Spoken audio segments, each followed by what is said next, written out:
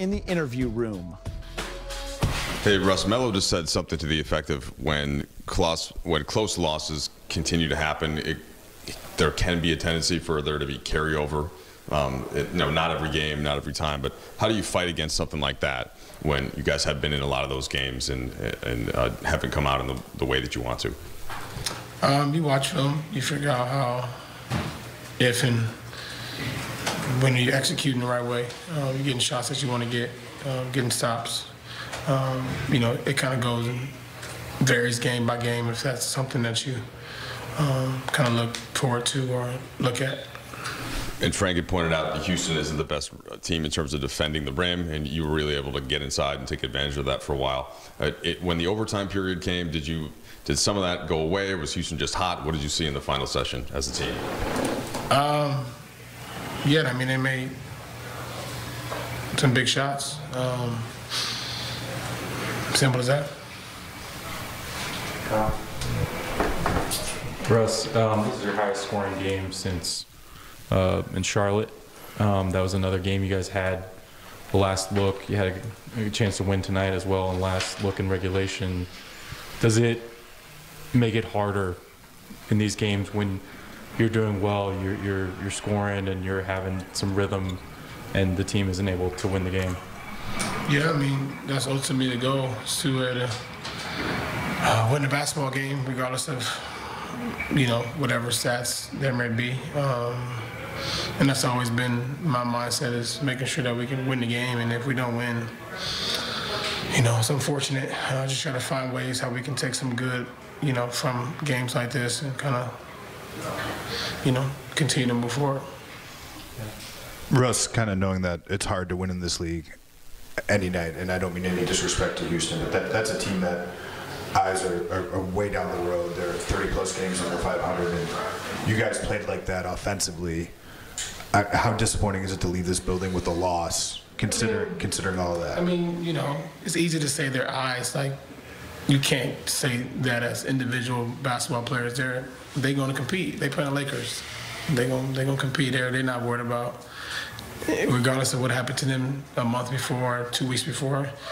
As you guys seen, when you play the Lakers, they get up for those games. People are getting up, and it's a game for a lot of those young guys playing against a lot of guys like myself that have been in the league a long time. It's a thing for them. So regardless of any team's record in this league, you can be beat on any night, as you've seen. And we kind of messed around with the game, and they had confidence throughout the night and made some big shots in overtime. You guys have said that a lot this year, that teams get up to play you guys. It seems like it's something that you recognized really early in the season. Why has this team not been able to match that when it comes your direction more often than not? Well, it depends on who we got on the floor. We've had so many different people in and out of the lineup, so it's a question that can't be answered because it changes night to night. You never know who we have and who's in, who's out.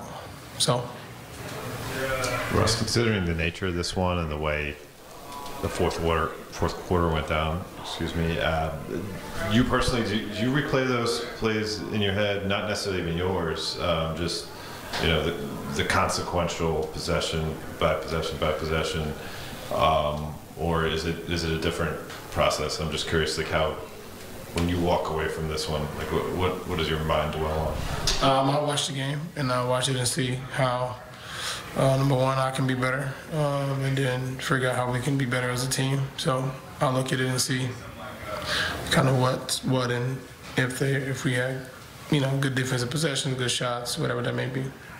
And I'll follow. There have been a couple times this year where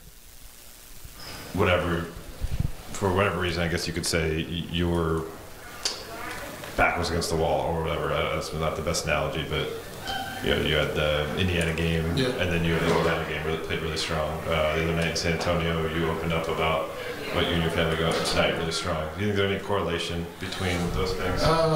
Yeah, I think for me to be able to, be able to express and talk calmly and get things off your chest is always good for me, and not holding it in and kind of taking all it, but allowing myself to be able to express how I'm feeling, express the important things in my life, and make sure I do that consistently, because it's just better for me to be able to go and play the way I need to play, for this team and, as I move forward.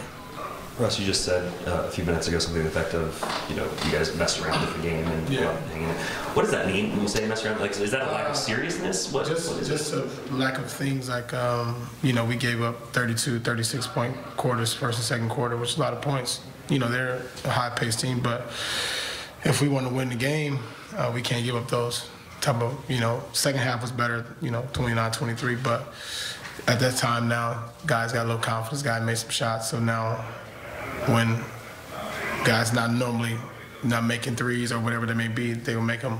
Man, that's just kind of how the game goes sometimes. I guess like the question then would be like, for a team that's in the position you guys are in, knowing you need to make, like, why does that happen coming into this? Why isn't there a higher level of discipline or whatever it is that you need in those moments? I don't know. I think individually you may have to ask guys kind of what their mindset is and kind of what kind of gets them going, but I try to make sure, and as a guy that's been in the league a long time, and try to make sure everybody's kind of trying to stay connected through all this stuff, because there's a lot going on with us as a team, and it's easy to